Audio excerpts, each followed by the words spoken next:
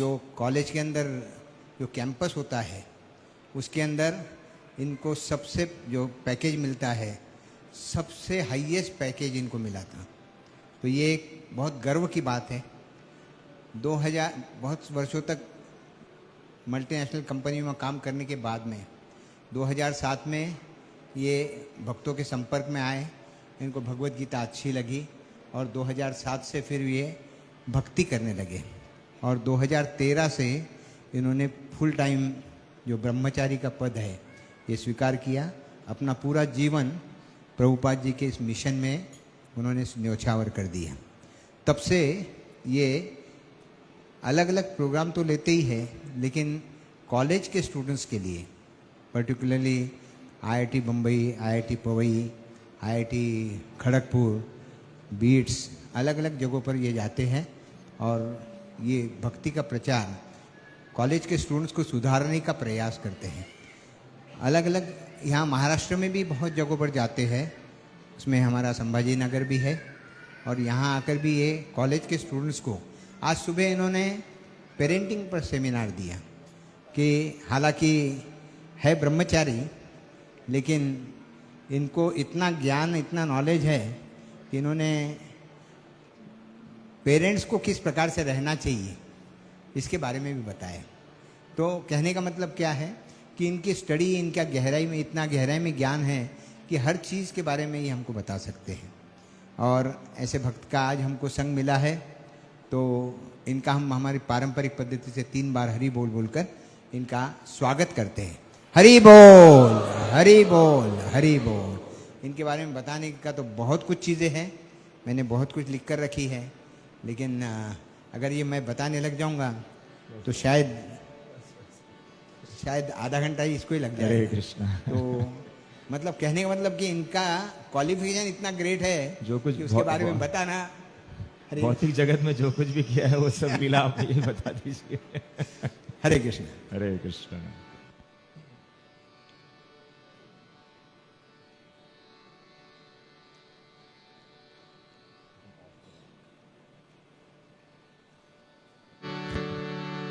हरे कृष्ण।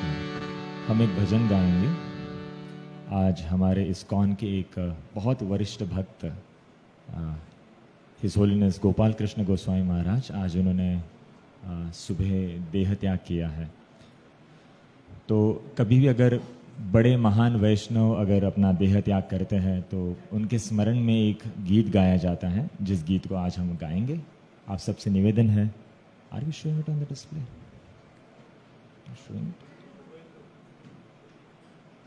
तो ये जो गीत है ये लिखा है श्रील लोचनदास ठाकुर जी के द्वारा।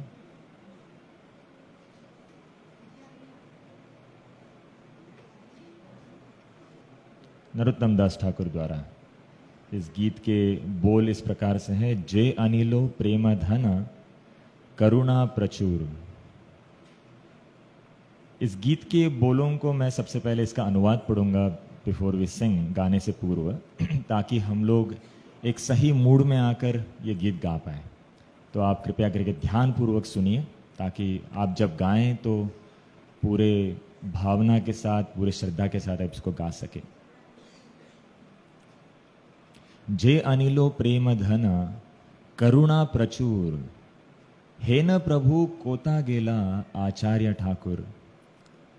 जो अप्राकृत प्रेम का धन लेकर आए थे तथा जो करुणा के भंडार थे, ऐसे आचार्य ठाकुर कहाँ चले गए? मेरे शील स्वरूप दामोदर, श्री रूप सनातन तथा पतितों को पावन करने वाले श्री रघुनाथ दास गोस्वामी कहाँ हैं?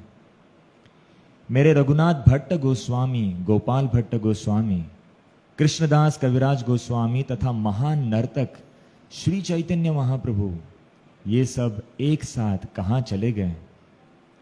मैं समझ नहीं पा रहा हूं कि इन सब का वियोग मैं कैसे सहूंगा।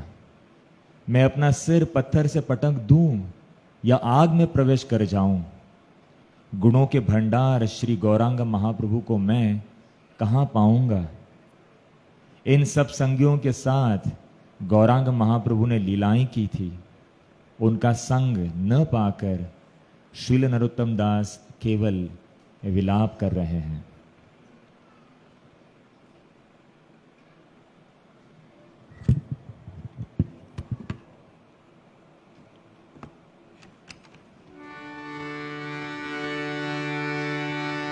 जे अनिलो प्रेम धन करुणा प्रचुर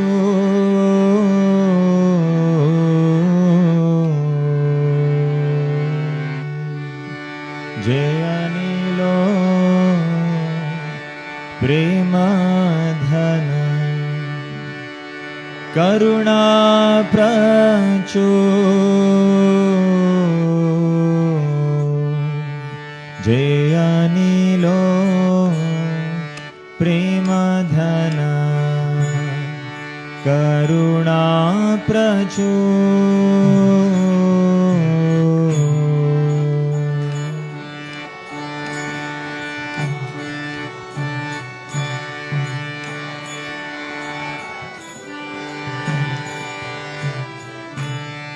हेनो प्रभु कोथा गेला आचार्य ठाकुर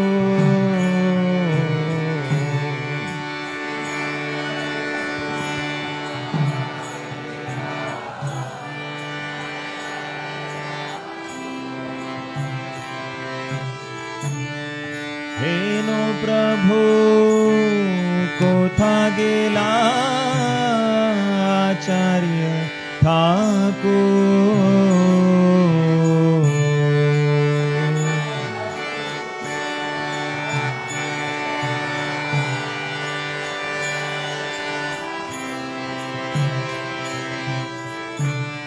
कहाँ मोरा स्वरूप रूप कहाँ सनातन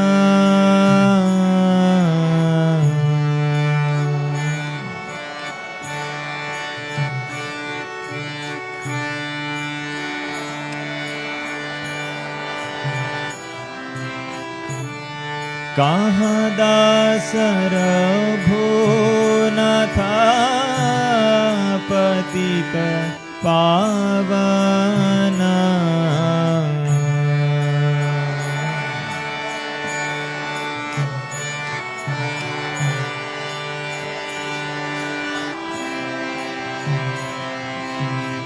कहाँ दासर भुवनाथा पतित पावना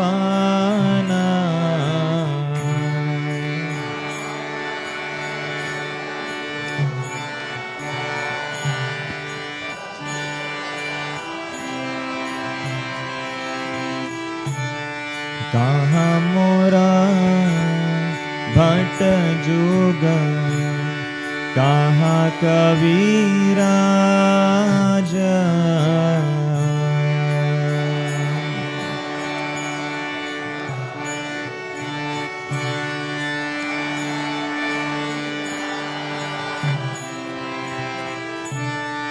एक काले को था गेला गोरा नट राजा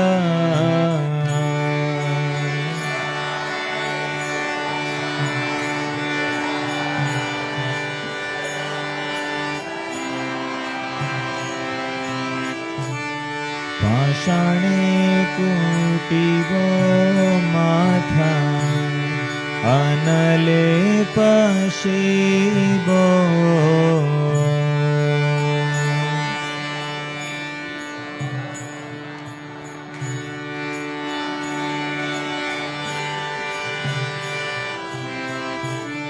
गौरांग गुणेरा निधे कोथा गेले पाबो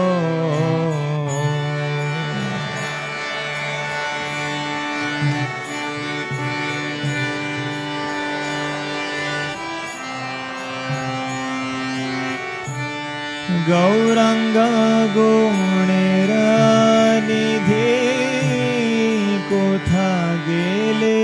पावो।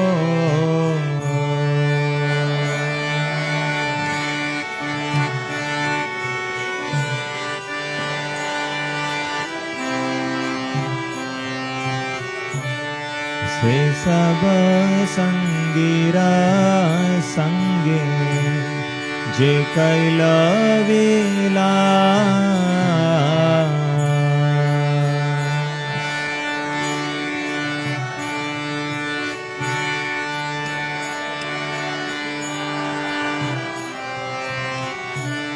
से सब संगीरा संगे जे कैलविला।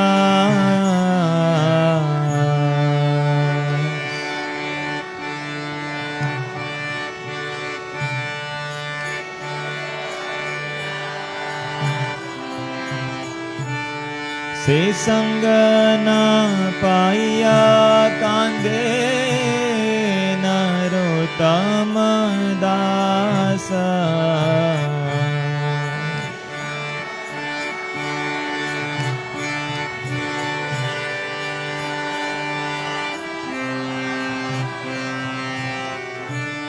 से संग न पाइया कांदे नरोत्तम दास।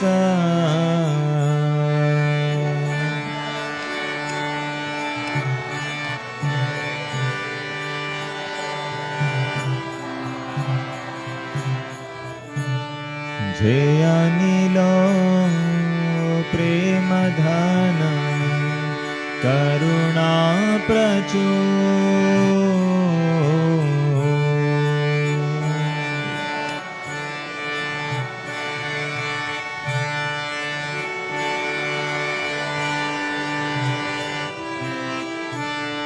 हे न प्रभु कोथा गेला आचार्य ठाकुर।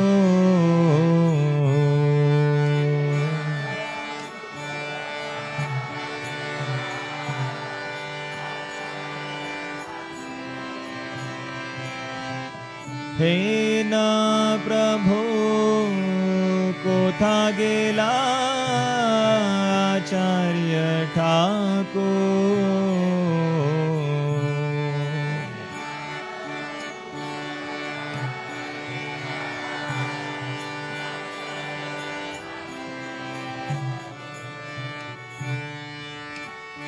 ओ हे वैष्णव ठाकुर वैष्णव ठाकुर वैष्णव ठाकुर जय वैष्णव ठाकुर।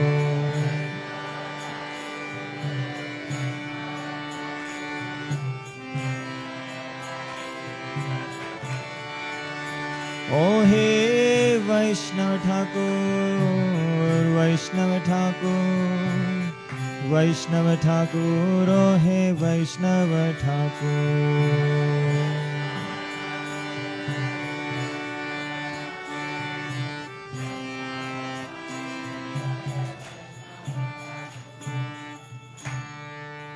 श्री हरिनाम संकीर्तन की।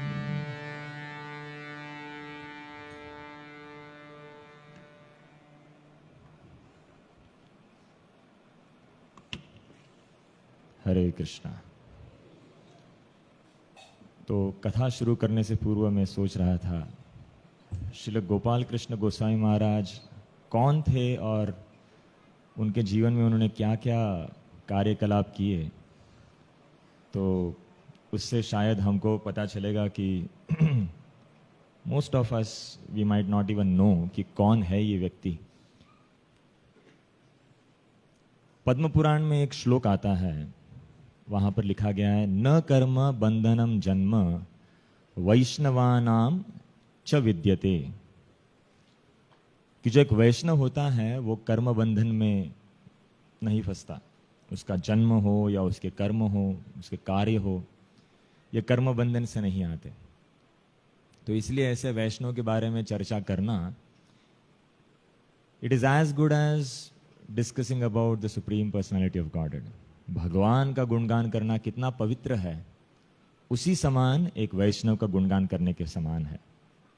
तो इसलिए उनके जीवन पर चर्चा करने से पूर्व हम लोग प्रार्थना करेंगे और फिर कथा के अंदर प्रवेश करेंगे। कृपया सब लोग हाथ जोड़िए और मेरे पीछे दोहराइए। ओम नमो भगवते वासुदेवाय। ओम नमो भगवते वासुदेवाय।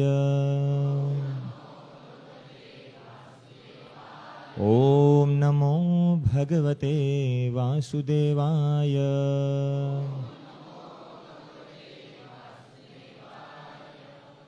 ओम अज्ञानतिमिरान्धस्य ज्ञानाञ्जनशलाकया चक्षुरुन्मीलितं येन तस्मै श्रीगुरवे नमः। श्रीचैतन्यमनोभीष्टं स्थापितं येन भूतले स्वयं रूपः कदा मह्यं ददाति स्वपदान्तिकं। वन्देऽहं श्रीगुरोः श्रीयुतापदकमलं श्रीगुरून् वैष्णवांश्च श्रीरूपं साग्रजातां सहगण रघुनाथान्वितं तं सजीवं साद्वैतं सावधूतं परिजनसहितं कृष्णचैतन्यदेवं श्रीराधा कृष्णपादान् सहगण ललिता श्रीविशाखान्वितांश्च। नम ओं विष्णुपादाय कृष्णप्रेष्ठाय भूतले श्रीमते भक्तिवेदांत स्वामिन् इति नामिने। नमस्ते सारस्वते देवे गौरवाणी प्रचारिणे निर्विशेष शून्यवादी पाश्चात्यदेशतारिणे। नमो महावदान्याय कृष्णप्रेमप्रदायते कृष्णाय कृष्णचैतन्यनाम्ने गौरत्विषे नमः। हे कृष्ण करुणा सिन्धो दीनबन्धु जगत्पते गोपेश गोपिका कान्त राधा कान्त नमोऽस्तुते। तप्तकाञ्चन गौरांगी राधे वृन्दावनेश्वरी वृषभानुसुते देवी प्रणमामि हरिप्रिये। नीलाचल निवासाय नित्याय परमात्मने बलभद्रं सुभद्राभ्यां जगन्नाथाय ते नमः।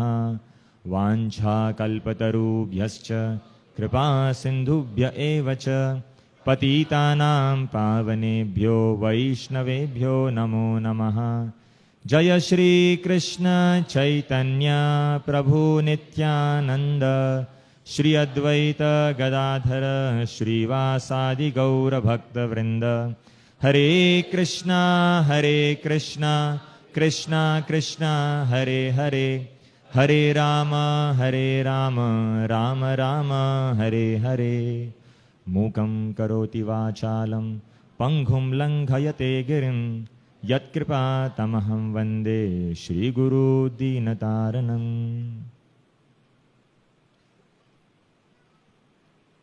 हरे कृष्णा।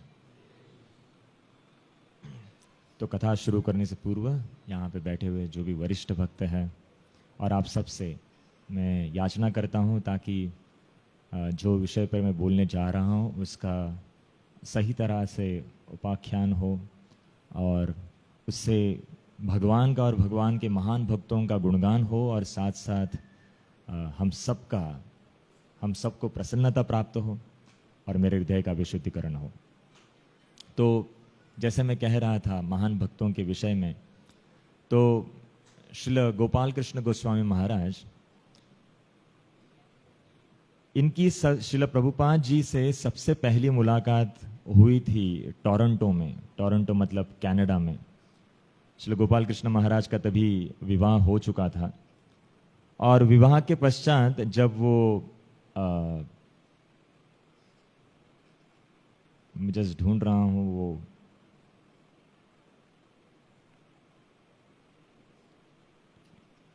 यस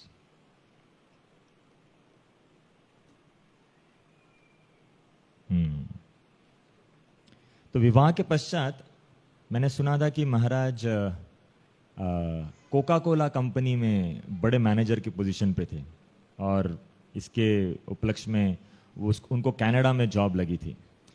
और वहाँ पर जब वो रह रहे थे तो वहाँ पर एक बार श्रील प्रभुपाद मॉन्ट्रियल आए कनाडा में। ये बात चल रही है 1968 की, 1968। महाराज का जन्म हुआ था 1944 में। तो 1944 के बाद 1968 में जब वो कनाडा मॉन्ट्रियल में थे, वहाँ पर सबसे पहली उनकी मुलाकात हुई श्रील प्रभुपाद से। उनका जन्म से ही उनके माता पिता ने उनका नाम रखा था गोपाल कृष्ण। उनका जन्म से उनके माता पिता ने नाम रखा था। तो गोपाल कृष्ण जब वहाँ पर थे तो वहाँ पर जब प्रभुपाद आने वाले थे तो वो शिष्यों से पहले ही मिल चुके थे भक्तों से। तो भक्तों ने उनको सबसे पहले श्रील प्रभुपाद के जो कमरे थे जहाँ पे प्रभुपाद रहने वाले थे, उनके क्वार्टर्स की सफाई करना और उसको तैयार करना ताकि श्रील प्रभुपाद आकर वहाँ पे रह सके। भक्तगण कहते हैं श्रील प्रभुपाद की सेवा, उनके कमरे की सेवा करने की, जो साफ करने की सेवा और उसको सही तरह से रखने की जो सेवा थी, वो फिगरेटिवली उन्होंने पूरा जीवन उसके बाद किया कि श्रील प्रभुपाद का जो इस्कॉन है उसको साफ रखना और उसको सही तरह से रखना। ये श्रील प्रभुपाद के जाने के पश्चात 1970 के बाद गोपाल कृष्ण महाराज ने ये बड़ा जिम्मा उठाया था और उस तरह से उन्होंने कार्य किया।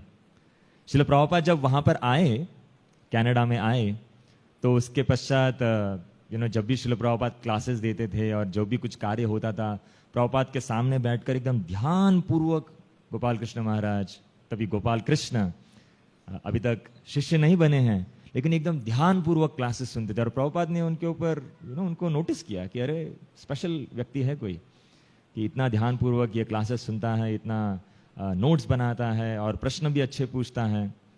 तो श्रील प्रभुपाद ने उनको नोट किया। उसके पश्चात श्रील प्रभुपाद ने उनको दीक्षा दी और दीक्षा के अंदर उनका जो पूर्व का नाम था वो इतना बढ़िया था, गोपाल कृष्ण, कि उन्होंने उनका नाम बढ़ा दिया गोपाल कृष्ण दास।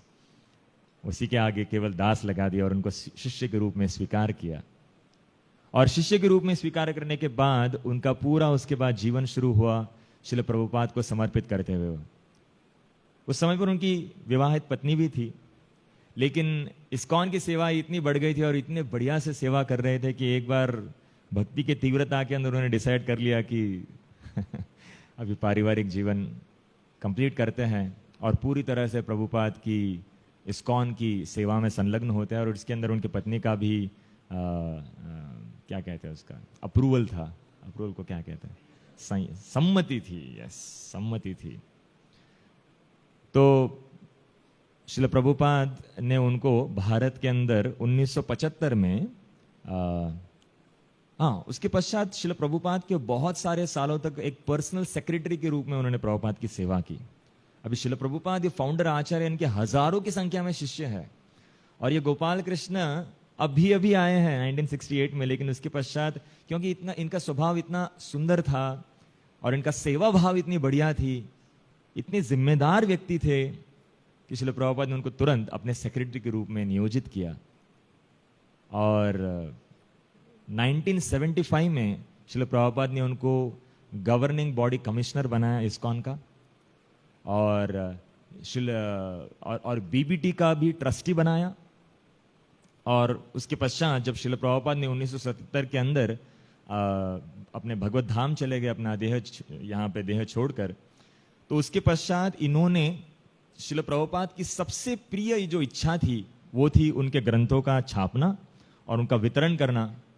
उन्होंने गोपाल कृष्ण दास, इन्होंने इसको भी बहुत हृदय से इसको स्वीकार किया। और उस समय के बाद वो हमेशा ग्रंथ वितरण करना, कृष्ण भावनाओं को ज्यादा से ज्यादा लोगों तक पहुंचाना, प्रचार को बढ़ाना, बहुत सारे सुंदर सुंदर मंदिरों की स्थापना करना, दिल्ली में हो, फिर गुजरात में हो, या फिर भारत के बहुत सारे स्थानों के अंदर। इनफैक्ट पूना का जो मंदिर है NVCC, जो कातरज कोंडवा में, न्यू वैदिक कल्चरल सेंटर, इसको इतना बड़ा बनाने के पीछे भी गोपाल कृष्ण महाराज का ही हाथ है। मतलब भक्तों की इच्छा थी, राधेश्याम प्रभु की इच्छा थी कि एक सिंगल ऑल्टर होना चाहिए, जैसा कैंप मंदिर में है। उस कैंप मंदिर में एक ही पुजारी सेवा करेगा। लेकिन गोपाल कृष्ण महाराज को जब पता चला कि 6 एकड़ जमीन प्राप्त हुई है, महाराज ने बोला उसके अंदर 3 ऑल्टर्स होने चाहिए, जैसे शिल प्रभुपाद ने जुहू में, बंबई में स्थापित किया, वैसे ही यहाँ पर होना चाहिए। पूना का सबसे बड़ा मंदिर होना चाहिए और यहाँ पर एकदम बड़े पैमाने पर भगवान की सेवा होनी चाहिए, सब कुछ राजभोग वगैरह, everything should be grand.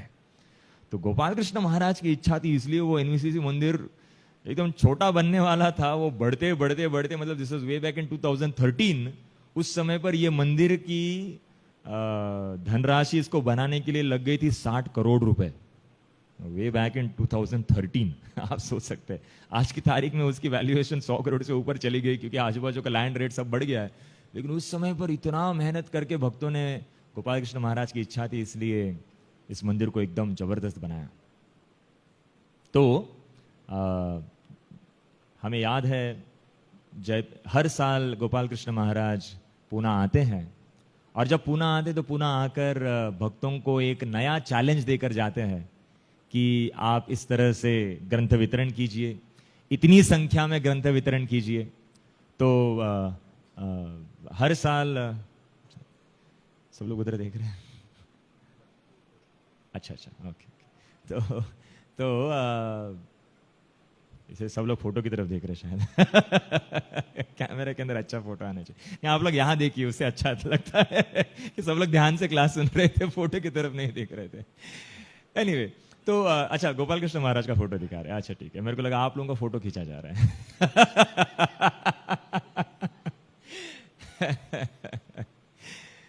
Okay, तो गोपाल कृष्ण गोस्वामी महाराज पूना में हर साल आते हैं, और उनके अंडर मायापुर का टीओपी मंदिर भी के जीबीसी भी वही है। और दिल्ली में कम से कम महाराज की इच्छा थी कि 15 से ज्यादा मंदिर होने चाहिए, और उतने मंदिर बन गए। चिप्पीवाड़ा के अंदर शिल प्रभुपाद रहे थे, चिप्पीवाड़ा एक बोल के एक जगह है, और वो जगह इस्कॉन को मिल नहीं रही थी। गोपाल कृष्ण महाराज ने इतना स्ट्रैटेजिकली उसको पूरा कवर किया, क्योंकि उसके ट्रस्टीज थे, और ये सब इसमें से कोई भी इस्कॉन वाला नहीं था। तो गोपाल कृष्ण महाराज ने कम से कम 15, 20, 30 साल वहां के लोगों को कल्टीवेट किया, और कल्टीवेट करते करते उन सबको भक्त बना दिया। और जो भी बाहर वाले थे उनको धीरे धीरे करके बाहर का रास्ता देकर वहां पे भक्तों को बिठा के वो पूरा चिप्पीवाड़ा इस्कॉन के नाम पे करवा लिया, ताकि प्रभुपाद का ये स्थान है, प्रभुपाद ने वहां पर रहे हैं, वहां पर पूजा की है, वहां पर भगवान की, ये स्थान श्रील प्रभुपाद को समर्पित कर दिया जाए। तो गोपाल कृष्ण महाराज ने ऐसे बड़े बड़े कॉम्प्लेक्स केसेस को सॉल्व करके इस्कॉन को ऐसे स्थान पर लेकर आए कि उसकी हम लोग सोच भी नहीं सकते। तो इस तरह से गोपाल कृष्ण गोस्वामी महाराज, इनका स्पेशलिटी एक होता था कि कोई भी मंदिर में जाए। हाँ, उसके पहले एक बता दूं, गोपाल कृष्ण महाराज जब उन्होंने संन्यास लिया, और संन्यास के पश्चात, उसके पहले भी, लेकिन संन्यास के पश्चात और तीव्रता से, दुनिया में किसी भी स्थान पे हो, अगर रात को सोना है तो इस्कॉन मंदिर में ही सोऊंगा, उनका नियम था। मतलब आप सोच सकते हैं भारत में शायद इजीली पॉसिबल हो जाएगा, क्योंकि भारत में बहुत सारे मंदिर है इस्कॉन के, लेकिन पाश्चात्य जगत में भी जाते थे तो कभी कभी प्रोग्राम खत्म होने के बाद 2-3 घंटा ड्राइव करके निकट के इस्कॉन मंदिर में जाना पड़ता था, वहां पे जाकर ही वो सोएंगे, ये उनका नियम था। एक बार अस्पताल में उनको एडमिट किया गया था, और कुछ तो बहुत बड़ा सर्जरी हुआ था, और सर्जरी होने के पश्चात जब उनको होश आया तो पता चला कि शाम के 7 या 8 बजे हैं। उन्होंने शिष्यों से कहा, मंदिर लेके चलो, मंदिर में ही सोना है। डॉक्टर्स लोगों को बताया, डॉक्टर्स लोग परेशान हो गए, बोले इस कंडीशन में जा ही नहीं सकते, इनको तो आईसीयू की जरूरत है।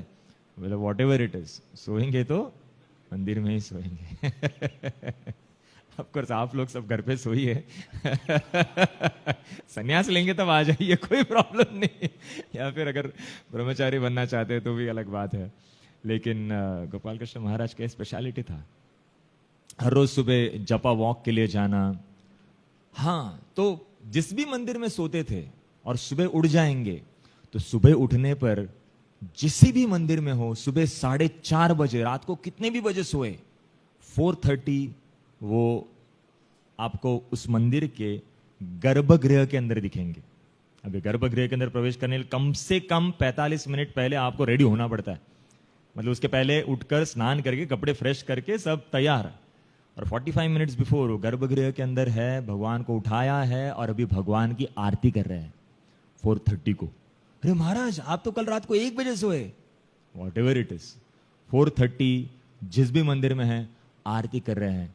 और ये प्रैक्टिकली इतना सीरियस कंडीशन होने तक, इनका जीवन का इस परिस्थिति तक महाराज हर रोज करते थे। तबीयत कितनी भी खराब हो ऑल्टर में ही रहेंगे भगवान का श्रृंगार या फिर आरती करने के लिए। उसके पश्चात महाराज के खुद के विग्रह भी थे राधा कृष्ण के, उनकी भी आराधना करते थे, उनको स्नान कराना, उनको कपड़े पहनाना, और महाराज बहुत सुंदर उनके श्रृंगार करते थे उनके डीटीज का। और इस तरह से उसके बाद जपा करने के पश्चात पूरा दिन बहुत सारी सेवाएं करते थे। तो ये गोपाल कृष्ण महाराज का इस तरह से हम देख सकते हैं कि हाउ डेडिकेटेड ही वाज, कितना इनका सुंदर डेडिकेशन था। और महाराज को इस्कॉन के अंदर एक बहुत सुंदर भक्तों ने नाम दिया था, वो नाम था उनका भूतनाथ। आप बोलेंगे ऐसा नाम क्यों दिया महाराज को? तो भक्त लोग बताते हैं कि एक प्रभुपाद के एक शिष्य थे, मतलब महाराज के गुरु बंधु, उन्होंने कहा था कि गोपाल कृष्ण महाराज के 50% शिष्य आसुरिक है, दे आर डीमंस। तो कुछ भक्तों ने सुना, उनको क्रोध आ गया, बोले महाराज ऐसा ऐसा क्यों बोल रहे हैं आप, ये प्रभुपाद के महाराज के गुरु बंधु। फिर बाद में उन्होंने तुरंत समझाया कि ये सब असुरों ने गोपाल कृष्ण महाराज की शरण ली है, क्योंकि भगवान कृष्ण को पता है केवल यही है जो इनका उद्धार कर सकता है। तो इसलिए भूतनाथ, भूत मतलब जो घोस्ट होते हैं ना, इधर उधर भटकने वाले हमारे जैसे। तो ये भूतों के नाथ है, ये सबका इस तरह से ख्याल रखते हैं। तो महाराज का ये बहुत सुंदर ऐसा फर्क, इनका एक बहुत सुंदर एक स्वभाव है कि भक्तों से कोई भी गलती अगर हो जाए ना, तो तुरंत भक्तों को क्षमा कर देते थे। एक बार एक भक्त महाराज से मिलने के लिए आए। महाराज गोवर्धन परिक्रमा कर रहे थे, और गोवर्धन परिक्रमा करते करते अप्सरा कुंड या फिर गोविंद कुंड, यहाँ पर महाराज थोड़ी देर ऐसा बैठते हैं, कुछ स्थानों पर बैठते हैं, वहाँ पर 1 माला 2 माला जप करते हैं और फिर आगे बढ़ते हैं। इस तरह से गोवर्धन परिक्रमा करते हैं। महाराज उस दिन अप्सरा कुंड पर ही बैठे थे, और वहाँ पर उनका एक शिष्य आए और महाराज के चरणों में गिरकर महाराज को बोले, महाराज मैंने आपका बहुत अपराध किया, मैंने आपको मन से, मेरे वाणी से आपका बहुत अपराध किया, महाराज कृपया मुझे क्षमा कर दीजिए। और गोपाल कृष्ण महाराज ने तुरंत कर दिया, मैं तुम्हारे किए हुए सभी अपराधों को और फ्यूचर में भी जो अगर आप अपराध करने वाले उन सबको भी मैं क्षमा कर देता हूं। कोई झिझक नहीं है ना, कि अगर कोई व्यक्ति अगर ऐसा सोचे कि अगर मेरे प्रति अपराध किया अभी तो तेरा आता सूड घेणार। कुछ नहीं, very very simple at heart. तो ये इनका स्वभाव था। एक बार ये 1970 की बात है, मतलब श्रील प्रभुपाद तभी इस धरातल पे थे, और उस समय पर उन दिनों के अंदर बहुत सारे शिष्य प्रभुपाद के, मतलब क्योंकि ये पाश्चात्य जगत से आए थे, तो इनका स्वभाव अभी भी ऐसा हिप्पियों के जैसा था, पूरी तरह से शुद्ध नहीं हुए थे। एक भक्त ने श्रील गोपाल कृष्ण गोस्वामी महाराज को, तभी गृहस्थ थे, उनको झापड़ मार दिया। क्या हुआ था पता नहीं, वो झापड़ मार दिया। लेकिन गोपाल कृष्ण महाराज ने उन दिनों में एक शब्द भी उनको बोला नहीं कि आपने ऐसा क्यों किया। ही डिड नॉट रिटेलिएट, से सहन किया एंड वहां से क्षमा याचना करके वहां से निकल गए। ये बात श्रील प्रभुपाद को पता चली। तो प्रभुपाद को जब पता चली, प्रभुपाद का क्या उत्तर था इसके ऊपर? प्रभुपाद बोले, oh Gopal Krishna, he is such a nice boy, always avoids Vaishnava अपराध, he is a pure devotee. ऐसा श्रील प्रभुपाद ने कहा कि ये गोपाल कृष्ण कितना अच्छा लड़का है, ये हमेशा वैष्णव अपराध से दूर रहता है, कभी वैष्णव अपराध करना नहीं चाहता, ये एक शुद्ध भक्त है। इस तरह से गोपाल कृष्ण महाराज को श्रील प्रभुपाद ने संबोधित किया। तो देख सकते हैं हम लोग कि किस तरह से एक बार ऐसा ही हुआ था वृंदावन में। एक जब महाराज मंदिर में थे, एक कोई तो व्यक्ति इस्कॉन का ही था, ये महाराज के सामने आया और महाराज को बहुत अनाप शनाप बोलने लगा, बहुत कुछ कुछ गालियां देने लगा, आपकी वजह से ये हो रहा है, ऐसे कुछ तो बेसलेस एक्यूजेशंस महाराज के ऊपर लगा रहा था, फॉल्स एलिगेशंस महाराज के ऊपर लगा रहा था कि आप इसका ध्यान नहीं दे रहे हो, उसका ध्यान नहीं दे रहे हो। लेकिन महाराज कुछ नहीं बोल रहे थे, महाराज केवल शांत थे। और ये सबके सामने चल रहा है, भगवान का ऑल्टर भी खुला है और सबके सामने ऐसा बोले जा रहा है, और गुस्से में, क्रोध में वो वहां से चला गया। तो महाराज ने उसके पश्चात कुछ शिष्यों को, वहां पर जो लोग खड़े थे उनको पूछा कि आपको पता है ये व्यक्ति कहाँ रहते हैं? तो उन्होंने बोला कि ये केशव कुंज करके एक जगह है, वहां पर बिल्डिंग है, उस बिल्डिंग में रहते हैं। नहीं, लेकिन आपको एग्जैक्टली पता है किसी को कौन से फ्लैट में रहते हैं वहां पर ये? तो एक भक्त ने बोला कि हाँ मुझे पता है महाराज। तो महाराज बोले मुझे उनके यहाँ पर लेकर चलो। तो महाराज उनके फ्लैट के पास गए। फ्लैट के दरवाजे पर जब पहुंचे, वहां पे दरवाजा खटखटाया, और जब दरवाजा खटखटाया तो जब इस व्यक्ति ने दरवाजा खोला, महाराज तुरंत उनके सामने नतमस्तक हो गए। और महाराज उठकर बोले कि मुझे जिम्मेदारियां दी गई है कि सभी वैष्णव की सेवा करनी चाहिए, लेकिन मैं उसको अच्छे से कर नहीं पा रहा हूं, कृपया करके मुझे क्षमा कीजिए। हम जरूर प्रयत्न करेंगे कि हमारी जो भी खामियां हैं, जो भी हमें कमियां हैं, उनको पूरा करें, लेकिन हमारे जो जो हमारी गलतियां हैं उनको कृपया करके आप क्षमा कीजिए। तो ये जो भक्त थे, इनका हृदय इतना पिघल गया, मतलब ये ऐसा व्यक्ति है। वो महाराज को बोला, महाराज आप किस मिट्टी से बने हुए हो? बोले मैंने आपका इतना इंसल्ट किया, इतने आपकी बदनामी की, इतने सारे लोगों के सामने आपको इतना भरा बुला बोला, लेकिन फिर भी, और इतना गुस्से में वहां से मैं निकल भी आ गया, फिर भी आप आकर मुझसे क्षमा याचना कर रहे हो।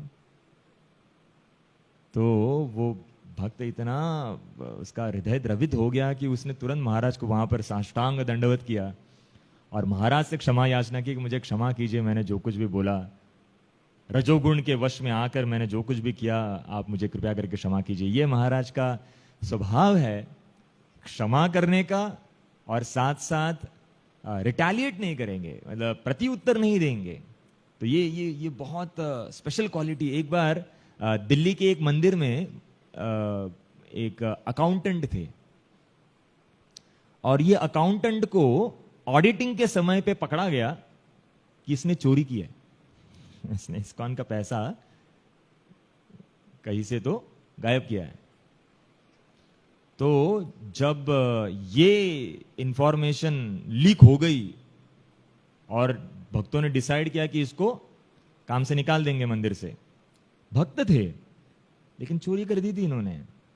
तो ये भक्त तुरंत गोपाल कृष्ण महाराज के पास गए और गोपाल कृष्ण महाराज के चरणों में गिरकर बोले कि महाराज मुझसे गलती हो गई, मेरे छोटे छोटे बच्चे हैं, उनका ख्याल कौन रखेगा, मुझे नौकरी से निकाल देने वाले हैं, मुझसे गलती हो गई, कृपया मुझे क्षमा कीजिए। महाराज ने बोला अच्छा तुम्हारी तनख्वाह कितनी है? तो उन्होंने बोला महाराज मैं 15,000 रुपये मुझे तनख्वाह मिलती है। महाराज बोले अच्छा तो अगर मैं तुम्हारी तनख्वाह अगर 45,000 कर दूं तो क्या तुम चोरी करोगे? तो बोले नहीं महाराज, अगर 45,000 करेंगे तो मुझे कोई चोरी करने की आवश्यकता नहीं। तो महाराज ने तुरंत टेम्पल प्रेसिडेंट को बुलाया, इनकी तनख्वाह 45,000 कर दो और इनको नौकरी से मत निकालो। आप सोचिए जिसने चोरी की है उसकी तनख्वाह 3 गुना बढ़ा दिया और साथ साथ उसको नौकरी से निकाला भी नहीं। कितना मतलब इनकंसीवेबल हो सकता है व्यक्ति। जो उत्तम अधिकारी के स्तर पर है उसका स्वभाव हम समझ ही नहीं सकते, वो ऐसा क्यों कर रहे, क्या कर रहे हैं। बाकी लोग बोलेंगे नहीं इसने चोरी की, कृष्ण का पैसा चुराया, इसको जेल में डालो, इसको दंड मिलना चाहिए। नथिंग। शायद हम लोगों के लिए डाइजेस्ट होना भी मुश्किल होगा वो ऐसा स्वभाव। चोरी किया उसको तो पीट के निकालेंगे लेकिन यहां पर एक शुद्ध भक्त का स्वभाव हम लोग समझ भी नहीं सकते हैं, क्योंकि शुद्ध भक्त जानता है किसका क्या स्तर है, किसके साथ कैसा व्यवहार करना चाहिए, वो जान सकता है। और इसलिए ये एक बहुत स्पेशल क्वालिटी है महाराज का। महाराज इतने व्यक्त है, इनका विरक्ति की भी कोई, एक सन्यासी है ना, तो सन्यासी का स्वभाव होता है विरक्त होना। तो विरक्त होने के कारण इनका स्वभाव इतना जबरदस्त था उस स्तर पे कि एक बार ये पास टाइम अमोघ लीला प्रभु बताते हैं तो अमोघ लीला प्रभु को सबको पता है, तो उन्होंने ये पास टाइम बताया था। वो कहते हैं कि एक बार मतलब ये रिसेंटली उन्होंने बताया था, उसके 15 साल पूर्व की बात है ये, मतलब जब एकदम नए नए थे अमोघ लीला प्रभु, मतलब 2003-4 या 2002 की बात होगी। तो कह रहे थे कि हम लोग मायापुर में यात्रा के लिए जाते थे, परिक्रमा के लिए जाते थे, और उन दिनों में ड्रामास होते थे हर शाम को। और महाराज कह रहे थे कि अमोघ लीला प्रभु कहते कि उन दिनों में माताएं भी ड्रामास करती थी, अभी भी करती है, लेकिन तभी मातास भी ड्रामा करती थी, उनकी सेवा अर्पण करते थे भगवान को, भक्तों की प्रसन्नता के लिए। तो अमोघ लीला प्रभु कहते हैं मेरे जैसे कामुक लोग ड्रामा को एकदम ऐसा घूर घूर के देखते थे, क्योंकि माताओं को देखने का उनको ये चांस मिलता था। ऐसा कामुक थे ना, जीव कामुक होता है तो कुछ भी करता है, ये तो बड़ी अपॉर्चुनिटी है। तो अमोघ लीला प्रभु बहुत विनम्र स्वभाव के हैं एकदम नम्रता के साथ ऐसा बोल रहे हैं। तो वो देख रहे थे, पता नहीं कितना सत्य है इसके अंदर, लेकिन उन्होंने ऐसा कहा। और फिर जब वो ऐसा देख रहे थे तो उनके हृदय में सडनली ऐसा ग्लानि आया, और उन्हें तुरंत ऐसा गर्दन नीचे किया और राइट साइड में देखा जहां पे गोपाल कृष्ण महाराज बैठे थे। और जब गोपाल कृष्ण महाराज को देखा तो उन्होंने देखा महाराज नीचे देख रहे थे, कुछ तो पढ़ रहे थे, और पढ़ते पढ़ते महाराज ने थोड़ी देर के बाद केवल एक क्षण के लिए ऐसा ऊपर देखा, नोटिस किया कौन कौन एक्टिंग कर रहा है ड्रामा के अंदर, और फिर से गर्दन नीचे की और अपना पढ़ने लगे। और जैसे ड्रामा खत्म हुआ वहां से उठे, माताओं को जाकर अभिनंदन किया कि आपने बहुत सुंदर ड्रामा किया, मैं आपके लिए हृदय से कृतज्ञ हूं, और वहां से निकले। तो माताएं भी खुश हुई। लेकिन अमोघ लीला प्रभु बताते हैं कि महाराज ने केवल एक क्षण के लिए ऊपर देखा, सिर्फ नोटिस करने के लिए कौन कौन एक्ट कर रहा है, लेकिन हृदय से इतना विरक्त है। हालांकि एक पिता की भूमिका निभा रहे हैं, गुरु है ना, पिता की भूमिका निभा रहे हैं, लेकिन सन्यासी होने के कारण उसका भी रोल एक बहुत अच्छे से अदा कर रहे हैं। अमोघ लीला प्रभु बताते हैं उस समय कि मुझे इतनी ग्लानि हुई, इतनी मुझे शर्म आई कि अरे मैं क्या रास्कल हूं, कि मेरे हृदय के अंदर क्या भावनाएं चल रही है। और उसके पश्चात उनकी भक्ति के अंदर और तीव्रता बढ़ गई, ऐसा वो कहते हैं। तो ये महाराज का एक जो डिटैचमेंट है ये बहुत स्पेशल है, देखने जैसा है कि कितना स्पेशल स्वभाव का होना चाहिए, कोई भी स्तर पे व्यक्ति हो, कितना संभल के रहना चाहिए। एक बार एक शिष्य महाराज से मिलने के लिए आए और महाराज से वो दीक्षा लेना चाहते थे, गायत्री ब्राह्मण दीक्षा लेना चाहते थे। वो महाराज के पास आए तो महाराज उस समय पर किसी डिग्निटरी से बात कर रहे थे। तो डिग्निटरी से बात करते समय महाराज को इन्होंने देखा और तुरंत महाराज ने उनको बोला कि मैं थोड़ी देर इनसे बात कर रहा हूं, आप थोड़ी देर के बाद आओ, मैं आपको मिलता हूं। तो ये भक्त चले गए वहां से और 1 घंटे के बाद वापस आए महाराज को मिलने के लिए। तो जैसे महाराज को मिलने के लिए आए तो महाराज ने तुरंत को बोला, हाँ आ जाओ, मैं तुमको गायत्री दीक्षा दूंगा, ब्राह्मण दीक्षा दूंगा। तो ये भक्त हक्का बक्का रह गया, क्योंकि इसने किसी को नहीं बताया था अब तक कि मैं महाराज के पास जा रहा हूं, मुझे गायत्री दीक्षा लेनी है, और महाराज को भी नहीं बताया था कि मैं गायत्री दीक्षा लेने के लिए आया हूं। महाराज को पता कैसे चला?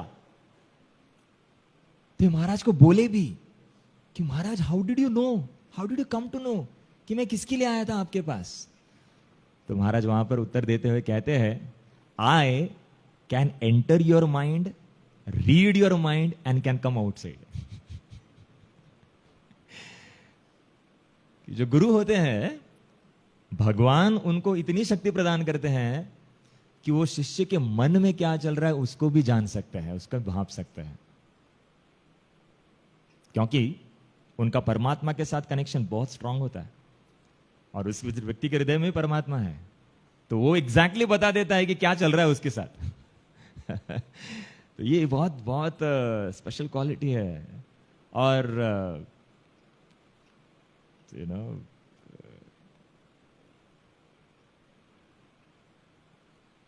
तो गोपाल कृष्ण महाराज आज हमारे बीच में नहीं है। उनको आज सुबह कल उनको कार्डियक अरेस्ट हुआ था और उनको आईसीयू में भर्ती किया गया था। देहरादून में थे महाराज। पिछले बार जब पूना आए थे तो उनकी हालत एकदम खराब थी। उनको चढ़ने के लिए भी मुश्किल हो रही थी, लेकिन एंथुजियाज्म इतना तीव्र था ऐसा होने के बावजूद भी कि कभी किसी का सहारा नहीं लेना चाहते थे।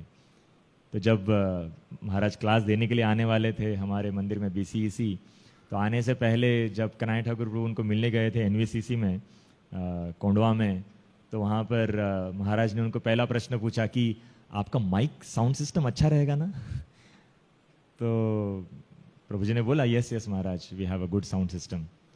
तो महाराज ने बोला कि क्योंकि मेरी आवाज़ अभी बहुत कमज़ोर हो गई है। लेकिन जैसे ही महाराज बीसीईसी में आए, उन्होंने भगवान का दर्शन लिया और दर्शन लेने के पश्चात महाराज तुरंत व्यासासन पे जाकर बैठ गए। ऐसी परिस्थिति में महाराज क्लास देने के लिए बैठ गए। और जैसे क्लास देने के लिए बैठे, महाराज ने सबसे पहले कौन सा पास टाइम लिया होगा? वो पास टाइम लिया था श्रील माधवेंद्र पुरी का। श्रील माधवेंद्र पुरी, इन्होंने एक बहुत भगवान के बहुत महान भक्त है। 1400 की 1400s में वो आए थे। अभी 2024 चल रहा है, तो 1400s में ये थे इस जगत के अंदर। श्री चैतन्य महाप्रभु के आने के पूर्व वो आए थे। तो ये माधवेंद्र पुरी की जो भी लीलाएं होती है, ये इनका जो पर्सनालिटी है, ये गोपाल कृष्ण महाराज के सबसे प्रिय थे। मतलब जहां पर भी जाते थे, जिस भी मंदिर में जाते थे, गोपाल कृष्ण महाराज जनरली बिना माधवेंद्र पुरी के बारे में बोले उनका क्लास खत्म नहीं होता था। उनको बहुत प्रिय थे गोपाल कृष्ण महाराज को माधवेंद्र पुरी। तो मैं सोच रहा था हमारे पास कुछ एक 10-15 मिनट और है, तो गोपाल कृष्ण महाराज का जो ये प्रिय पर्सनालिटी है माधवेंद्र पुरी, इनके ऊपर कुछ चर्चा की जाए। क्योंकि 10 मई आने वाली, इसी हफ्ते में आने वाले शुक्रवार के दिन अक्षय तृतीया का महोत्सव है। और अक्षय तृतीया का ये ऐसा स्पेशल महोत्सव है कि उसी दिन चंदन यात्रा की शुरुआत होती है। तो ये चंदन यात्रा क्या है और किसने शुरुआत किया था, क्या इंसिडेंस है इसके पीछे? तो इनके पीछे कारण है श्रील माधवेंद्र पुरी।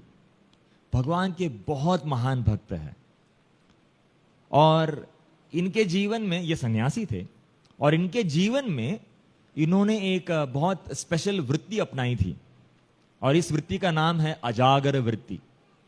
अजागर वृत्ति मतलब जो अजगर होता है ना, वो अजगर करे ना चाकरी, पंछी करे ना काम, आपने सुना होगा। तो ये अजागर क्या है, इसका वृत्ति क्या है? वो कभी जब भूख लगती है ना, तो भूख लगने पर ऐसा नहीं कि वो तुरंत जाकर किसी जानवर को मार के खा लेगा, नहीं, वो बैठा रहता है। और भगवान इतने ख्याल रखते हैं हर एक जीव का कि उसका जो आहार है उसके पास अपने आप आ जाता है। वो केवल मुंह खोल के खा लेता है उसको, वो मांगने नहीं जाता। अजगर करे ना चाकरी, वो किसी की चाकरी नहीं करता, अपने आप आ जाता है उसके पास। तो अजागर वृत्ति अगर कोई अपनाता है, ऐसे सन्यासी गण जो महान परमहंस है, वो अजागर वृत्ति को अपनाते हैं। इनका भगवान के अंदर इतनी श्रद्धा होती है कि भगवान स्वयं इनको खाना भेजते। वो किसी को जाके मधुकरी भी नहीं करते सन्यासियों की तरह या ब्राह्मणों की तरह कि भवति भिक्षाम देहि, कुछ दे दीजिए भिक्षा। माधुकरी भी नहीं करते, भगवान इनको स्वयं से खाना भेज देते हैं। तो माधवेंद्र पुरी ऐसे ही चलते फिरते एक बार पहुंच गए वृंदावन। भगवान के महान भक्त है। गोवर्धन के जब पास पहुंचे और वहां पर गोविंद कुंड के पास पहुंचे, तो गोविंद कुंड पर बैठकर ये भगवान के नाम का जप कर रहे थे।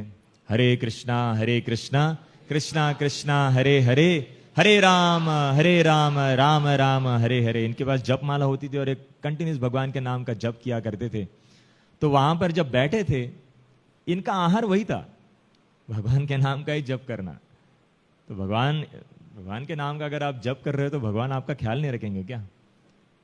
हम सब लोग तो पक्का लग रहा है हम तो पैसा नहीं कमाना चाहते, लेकिन भगवान प्रोवाइड करते हैं, क्योंकि भगवान के लिए प्रिय हो जाता है ना व्यक्ति। वो क्योंकि भगवान की सेवा कर रहा है, पूरा जीवन भगवान के लिए दे रहा है। तो माधवेंद्रपुरी वहां पर बैठे थे गोविंद कुंड पर और भगवान के नाम का जप कर रहे हैं। दिन भर कुछ खाया नहीं है, 2-3 दिन से शायद कुछ खाया नहीं है। और वहां पर बैठे बैठे शाम के समय पर सडनली उनके सामने एक बालक आ गया और यह बालक ने अपने हाथ में एक मटका रखा था। वो मटका माधवेंद्रपुरी के सामने रख दिया और माधवेंद्रपुरी को बोले कि माधवेंद्रपुरी, उन्होंने ये नहीं बोला माधवेंद्रपुरी, उन्होंने बोला हे गोस्वामी जी, आप यहां पर क्या कर रहे हो और सुबह से आप कुछ खाए भी नहीं हो, आप बाकी सन्यासियों की तरह भिक्षा क्यों नहीं मांगते? तो जब उन्होंने ऐसा बोला तो माधवेंद्रपुरी ने उत्तर नहीं दिया। माधवेंद्रपुरी हंस पड़े और उन्होंने इस बालक को पूछा, तुम कौन हो और तुम कौन से गांव से आए हो, यहां क्या कर रहे हो? तो इस बालक ने उत्तर देते हुए कहा कि मेरा नाम गोपाल है और मैं इसी गांव का रहने वाला हूं। और इसी गांव में यहां पर जो ग्वालिन थी, उन्होंने जो दिन भर जो गाय चरा रही थी, इन्होंने मुझे बताया कि ये बाबा सुबह से यहां पर बैठे हैं, जाओ इनको कुछ तो दूध देकर आओ। तो इन्होंने जो दूध दिया मटके में, वो मैं तुम्हें देने के लिए आया हूं। आप इस दूध को पीजिए, विश्राम कीजिए, मैं गायों को वापस घर पे रख के वापस आ जाऊंगा इस मटके को लेने के लिए। तो जब ऐसा माधवेंद्रपुरी ने सुना तो उस मटके को ले लिया और ये बच्चा चला गया, बालक चला गया दौड़ते हुए। लेकिन माधवेंद्रपुरी इस बालक को भूल नहीं पा रहे थे। कुछ तो स्पेशल था इस बच्चे के अंदर, दिखने में इतना सुंदर था, इतना मीठा बोल रहा था कि माधवेंद्रपुरी इसको भूल नहीं पा रहे थे। दूध पिया, दूध बहुत स्वादिष्ट था और ये स्वादिष्ट दूध पीने के बाद उस मटके को धोकर वहां पर रख दिया बाजू में और ये भगवान के नाम का जप करना फिर से शुरू कर दिया। रात हो गई, देर रात हो गई, लेकिन इनका जप चल रहा था। और जब चलते चलते थोड़ी सी इनको क्या कहते हैं, तंद्री लग गई। और उस तंद्री के अंदर जस्ट एक झपकी लगती है ना, वो झपकी लग गई और उस झपकी के अंदर माधवेंद्रपुरी को एक स्वप्न हुआ और उस स्वप्न के अंदर उन्होंने इसी बालक को उनके सामने खड़ा हुआ देखा। और ये गोपाल, क्योंकि इंतजार कर रहे थे कब आएगा यह बालक, उनके स्वप्न में आकर माधवेंद्रपुरी को यह बालक ने माधवेंद्रपुरी का हाथ पकड़ा, उनको बोला चलो मेरे साथ। और उनको एक जगह पर लेकर ही उनको बोला, बाबा माधवेंद्रपुरी, मैं इस घने, वहां पर एक बहुत घना जंगल जैसा था, वहां पर बहुत सारे कांटे थे, वहां पर मैं यहां पर निवास कर रहा हूं, कृपया आप मुझको यहां से निकालिए, गांव से, ब्रज से कुछ ग्वालों को बुलाइए और ये सब हटाकर मुझे यहां से निकालिए। गर्मी के अंदर यहां पर मुझे बहुत धूप होती है क्योंकि सब घास फूस सूख जाती है और मुझे बहुत गर्मी होती है। बारिश के अंदर सब कीचड़ कीचड़ होता है, ठंडी के अंदर वृंदावन की ठंडी बहुत ज्यादा कष्ट प्रदान करती है मुझे कृपया करके आप यहां से निकालिए और गोवर्धन के ऊपर कहीं एक जगह पर मुझे आप विराजमान कीजिए। और जब ऐसा बोले तो माधवेंद्रपुरी के तुरंत वो तंद्री से बाहर आ गए और उठकर तुरंत उन्होंने स्नान किया। गोविंद कुंड में सुबह का समय हो गया था, तुरंत गोविंद कुंड में स्नान कर बाजू के गांव में दौड़े, वृंदावन के गोवर्धन के पास वाले, और वहां पे जाकर गांव वालियों को बोला, हे व्रजवासियों सुनो, अपने गांव का जो मालिक है गोपाल, वो यहां पर एक जगह पर जंगल के अंदर छुपे हुए, आओ हम सब उनको निकालते हैं। इंटरेस्टिंग बात वहां पर यह बताई जाती है, आचार्यगण बताते हैं, जब कृष्णदास कविराज गोस्वामी चैतन्य चरितामृत पास टाइम लिखते हैं, किसी ने उनको प्रश्न नहीं पूछा, तुम कौन हो भाई, कहां से आए हो, यहां पे आकर हमको सेवा में लगा रहे हो, हु आर यू, ये कैसा पूछा नहीं, जाओ घर जाओ हमको काम करने दो। नो, जैसे माधवेंद्रपुरी ने ऐसा बोला, सबके हृदय में परमात्मा है ना भाई, तो सब लोगों ने तुरंत तैयार हो गए और बोले चलो चलो हम लोग आते हैं आपके साथ। उन्होंने बोला लेकिन चलते समय थोड़े हथियार वगैरह लेके चलना, बहुत घना जंगल है, उस घने जंगल से हमको उनको बाहर निकालना है। तो सब लोग अपने कुदाल और क्या क्या कहते हैं, स्पेड्स एंड एक्सेस, उसको सब लेकर वहां पर पहुंच गए। और जैसे ही उस जगह पर माधवेंद्रपुरी उनको लेकर जाते हैं तो उस जगह से वो घास फूस वो सब कांटे वगैरह सब निकालते हैं और अंदर देखते तो भगवान गोपाल का मतलब जो आज के तारीख में श्रीनाथ जी में पूजन होता है, वो श्रीनाथ जी बड़े विग्रह है, वो वहां पर स्थित उनको मिले। कभी मुसलमानों का अटैक हुआ होगा तो उस समय पर वहां पर उनको छुपाया था और बहुत वर्षों से वहां पर छुपे हुए थे। भगवान हालांकि शक्तिशाली है, कुछ भी कर सकते हैं, लेकिन अपने प्रिय भक्तों से सेवा प्राप्त करने के लिए वो ऐसा कार्य नहीं करते। वो वेट करते हैं कब मेरा शुद्ध भक्त आएगा और मेरी सेवा करेगा। तो जब माधवेंद्रपुरी वहां पर आए और उन्होंने इस विग्रह को देखा, बड़े बड़े वहां पे जो हट्टे कट्टे जो लोग थे, ऐसे 7-8 भक्तों ने वो भगवान के विग्रह को प्रेम से ऊपर उठाया और उसको लेकर गोवर्धन के ऊपर उनको स्थापित किया। और जैसे ही स्थापित किया तुरंत पूरे आजू बाजू के गांव के अंदर न्यूज फैल गई, विदाउट व्हाट्सएप, विदाउट यूट्यूब सब लोगों को पता चल गया कि भगवान जो हमारे मालिक है, गोवर्धनधारी गिरिवरधारी है, ये गिरिधारी गोपाल यहां पे जंगल में प्राप्त हुए हैं, उनको गोवर्धन के ऊपर स्थापित किया गया है। तो तुरंत गांव वाले वहां पर आ गए। कुछ लोग अपने गाय लेकर आए, कुछ लोग बहुत सारा अन्न व्यंजन लेकर आए और कुछ लोग बड़े बड़े मटके गोविंद कुंड से उठाकर सैकड़ों मटके लेकर पहाड़ पर पहुंचे और भगवान का वहां पर बहुत सुंदर अभिषेक हुआ। और उस अभिषेक के बाद 10 ब्राह्मण चावल बनाने में लग गए, 5 ब्राह्मण अलग अलग प्रकार की सब्जियां बनाने में लग गए, कुछ लोग चपातियां बना रहे हैं, कुछ लोग अलग अलग प्रकार के रोटियां बना रहे हैं। और ये सब with in a short time, एक दिन के अंदर वहां पर भगवान के लिए एकदम जबरदस्त महोत्सव हो गया। और फिर सब भगवान के सामने, माधवेंद्रपुरी ने बोला भक्तों को कि सब भगवान के सामने रखिए। और भगवान के सामने रखने पर माधवेंद्रपुरी ने भगवान को निवेदन किया, कृपया आप इस भोग को स्वीकार कीजिए। माधवेंद्रपुरी अपने आंखों से देख रहे थे कि गोपाल जी ने सब कुछ स्वीकार किया, बाहरी दृष्टिकोण से कुछ नहीं समझ रहा था, लेकिन माधवेंद्रपुरी देख पा रहे थे भगवान ने सब कुछ स्वीकार किया और उसको महाप्रसाद के रूप में वापस दे दिया। और फिर माधवेंद्रपुरी ने जो भी प्रसाद था आजू बाजू के सब गांव वालों को बांट दिया। और उसके पश्चात सभी गांवों के अंदर ये न्यूज फैल गई और कई महीनों तक, ऐसा कहा 2 महीनों तक एवरीडे वाज अ फेस्टिवल।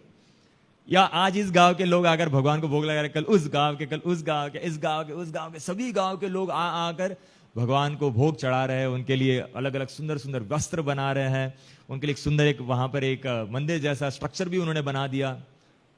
2 साल तक बहुत सुंदर पूजा हुई भगवान की, गोपाल की। और माधवेंद्रपुरी बहुत बूढ़े थे वहां पर।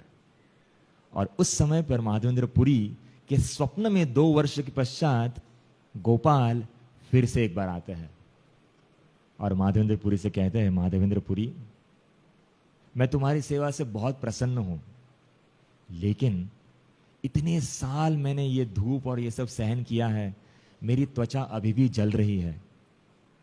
क्या तुम जगन्नाथपुरी में जाकर मेरे लिए चंदन ला सकते हो? और ऐसा बोलते ही उनका स्वप्न टूट गया। माधवेंद्रपुरी उठे, उन्होंने 2 ब्राह्मणों को वहां पर दीक्षा देकर भगवान की सेवा करने में लगाया और स्वयं इतनी वृद्ध आयु में निकल पड़े पैदल, तुरंत ओला या फिर तत्काल टिकट बुक कर दिया, ऐसा कुछ नहीं। एंड विदाउट इवन थिंकिंग, लंबे जर्नी पे जा रहे हैं, थोड़ा जर्नी प्रसाद ले लेते साथ में। अगला जर्नी प्रसाद कौन से स्टेशन पे मिलेगा? No planning, without worrying about the security, क्या होगा, निकल पड़े इतने वृद्ध आयु के अंदर अकेले जगन्नाथपुरी की तरफ। रास्ते में शांतिपुर में पहुंचे, वहां पर अद्वैताचार्य के साथ उनकी मुलाकात हुई और फिर उसके बाद रेमुणा नाम के गांव में आए। बालासोर आज भी है वो जगह। और रेमुणा के अंदर एक भगवान का बहुत सुंदर विग्रह है जिनका नाम है गोपीनाथ।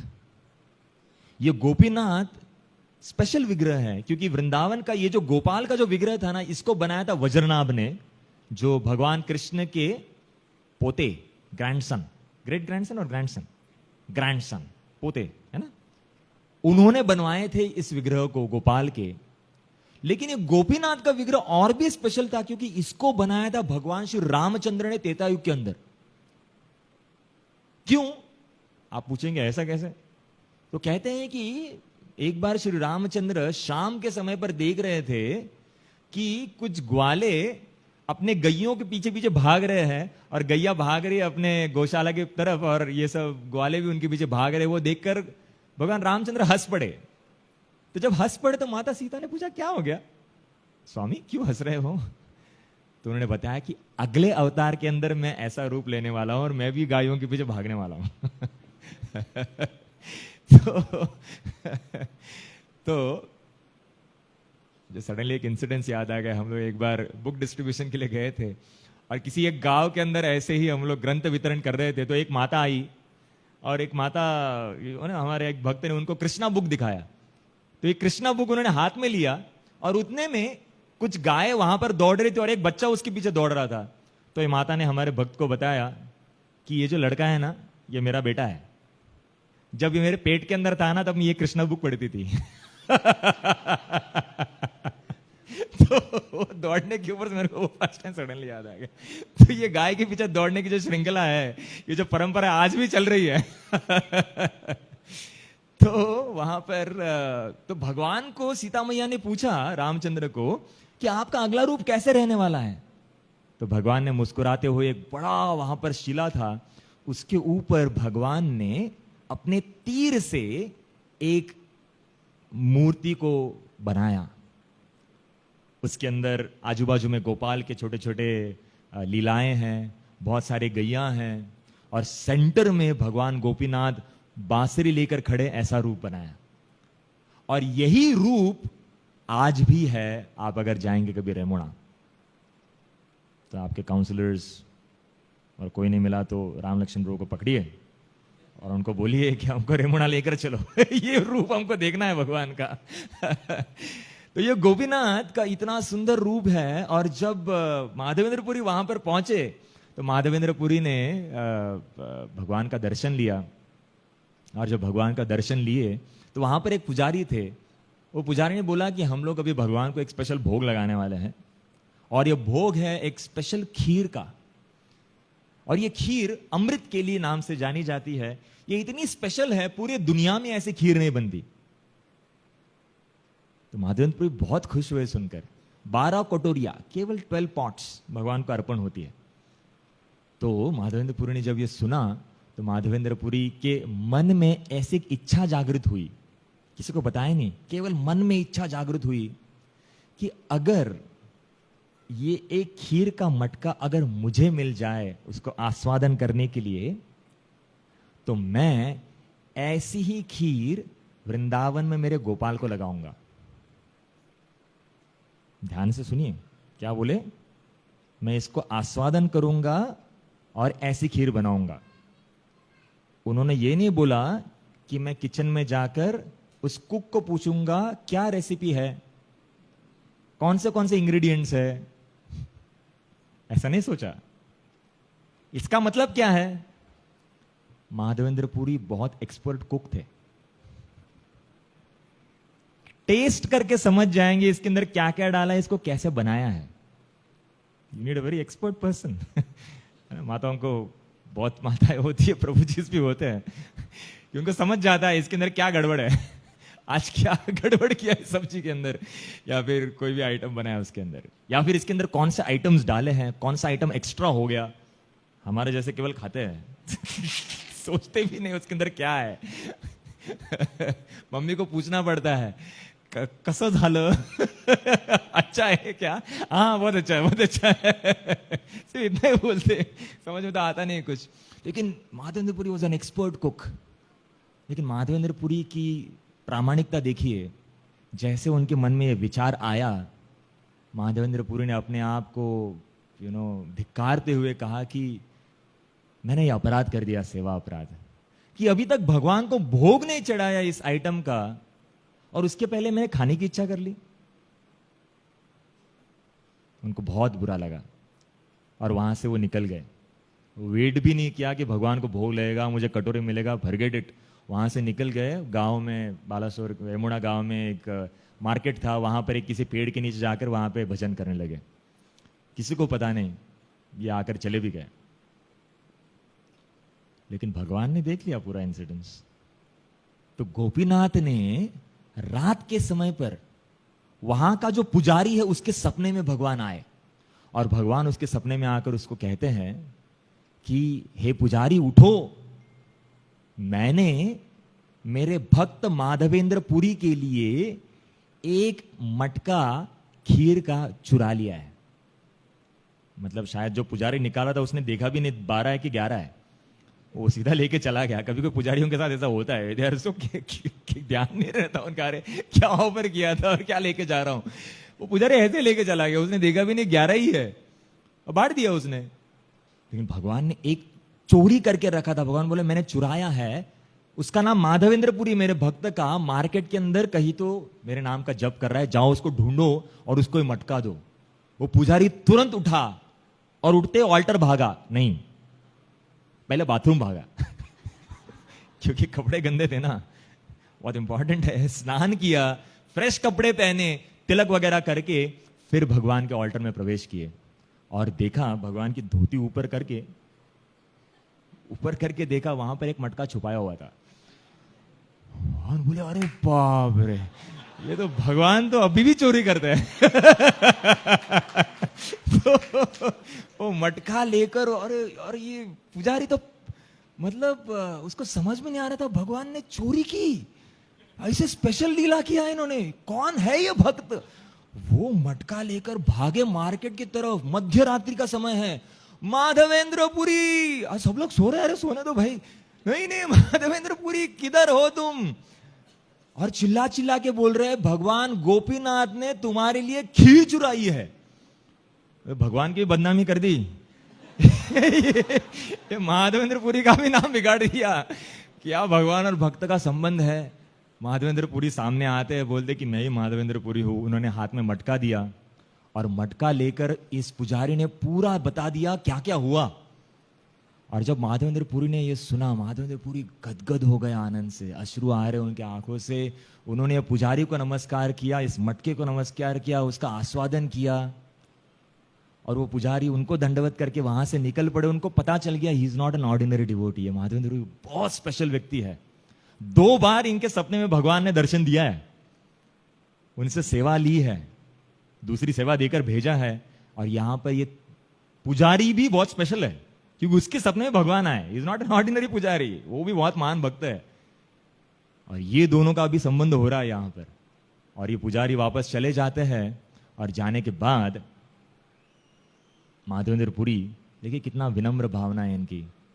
उनको पता है अभी प्रतिष्ठा मेरा पीछा करेगी, प्रतिष्ठा नारी सदा कुंवारी, वो नहीं चाहिए शुद्ध भक्तों को नहीं चाहिए। और जो बाकी भक्त है उसके पीछे पीछे भागते हैं बाकी लोग, तो प्रतिष्ठा उनसे भागती है। और शुद्ध भक्तों के पीछे प्रतिष्ठा भागती है, लेकिन शुद्ध भक्तों को प्रतिष्ठा नहीं चाहिए, तो शुद्ध भक्त उससे दूर भागते हैं। माधवेंद्र पुरी उसी रात निकल पड़े जगन्नाथपुरी की तरफ।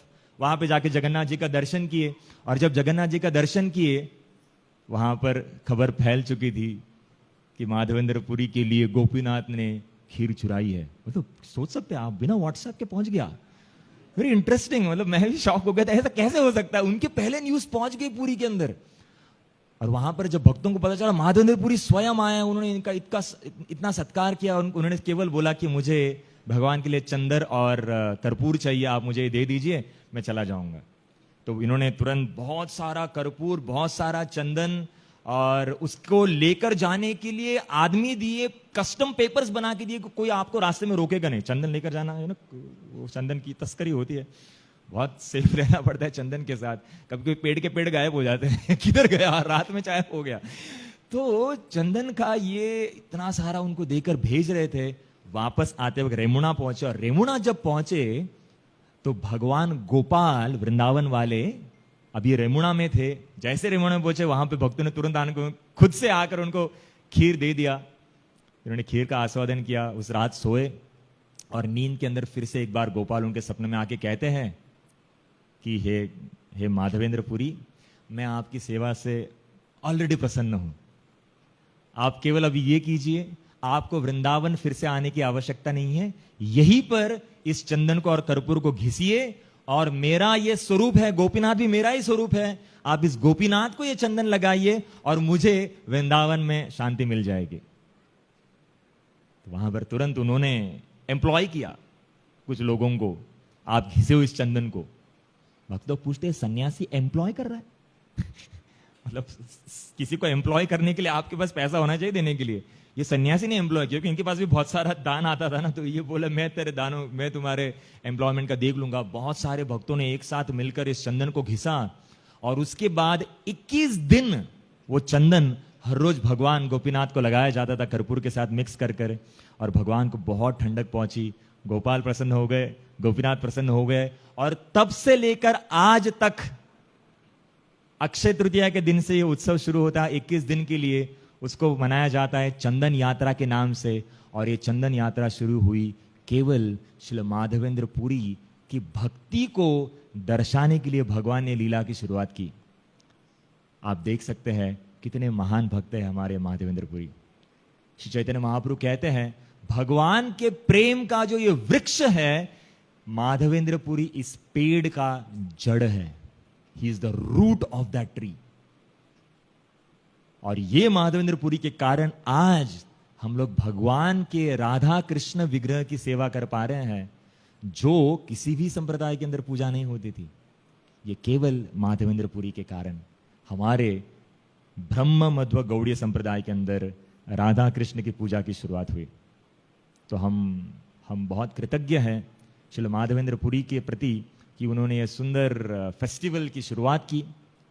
और साथ साथ श्री गोपाल कृष्ण गोस्वामी महाराज, जिनको ये माधवेंद्र पुरी इतने प्रिय थे, इनका सेवा भाव इतना प्रिय था कि इतने वृद्ध आयु में भी इन्होंने कभी ये नहीं सोचा कि मेरे साथ क्या होगा, भगवान ने सेवा दे दी है ना।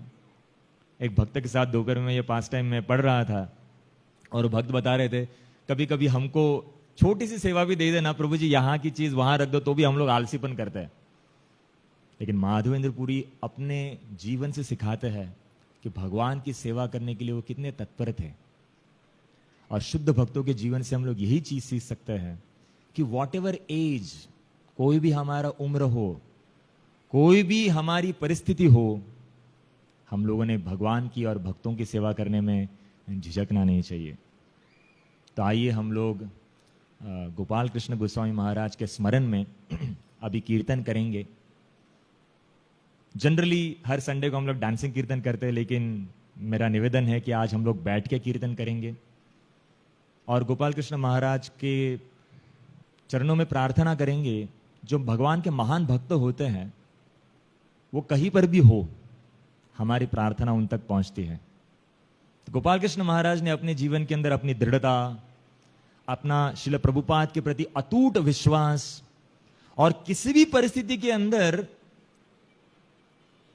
जो गुरु का आश्रय लिया उसको उन्होंने कभी नहीं छोड़ा, भगवान के संग को कभी नहीं छोड़ा, भक्तों के संग को भी नहीं छोड़ा, और कभी भक्तों की निंदा भी नहीं की।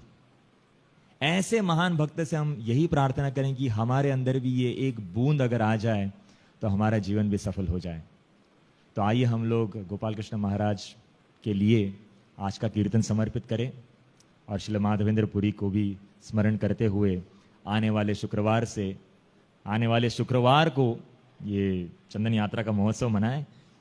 पता नहीं अपने यहाँ पर होता है या नहीं, लेकिन नहीं भी हो रहा हो तो उसको केवल मन में तो एटलीस्ट हम लोग स्मरण कर सकते हैं, और इस तरह से इस लीला को हम लोग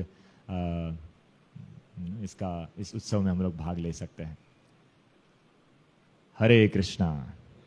श्रील गोपाल कृष्ण गोस्वामी महाराज की जय, श्रील माधवेंद्र पुरी पाद की जय, श्री चंदन यात्रा महामहोत्सव की, श्री श्री जगन्नाथ बलदेव सुभद्रा महारानी की जय, श्रील प्रभुपाद की जय, निताय गौर प्रेमानंदे, हरि हरि बोल।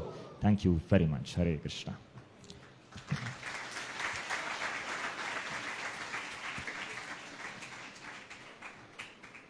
बहुत बहुत धन्यवाद हलदर प्रिया प्रभु, इतने सुंदर प्रवचन के लिए। प्रभु जी का आभार प्रकट करते हैं जोरदार 3 बार हरि बोल बोलकर। हरि बोल हरि बोल हरि बोल। अंतर्राष्ट्रीय कृष्ण भावना अमृत संघ इस्कॉन छत्रपति संभाजी नगर की ओर से आप सभी भक्तों